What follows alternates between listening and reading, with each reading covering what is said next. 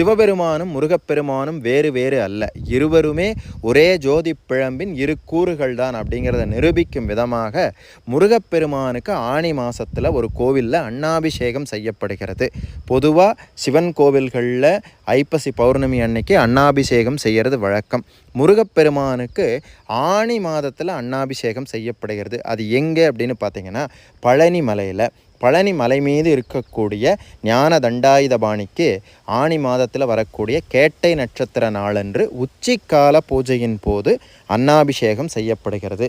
அதே மாதிரி ஆணி மாதத்தில் மூல நட்சத்திரம் வரக்கூடிய நாளில் திருவாவினன்குடியில் சாயரட்சை பூஜையின் போது முருகப்பெருமானுக்கு குழந்தை வேலாயுத சுவாமிக்கு அன்னாபிஷேகம் செய்யப்படுகிறது. இப்படி சிவபெருமானுக்கு செய்யப்படக்கூடிய அன்னாபிஷேகமானது முருகப்பெருமானுக்கும் செய்வதன் மூலம் நமக்கு உணர்த்தப்படக்கூடிய விஷயம் என்ன அப்படின்னா, முருகன் வேறு சிவன் வேறு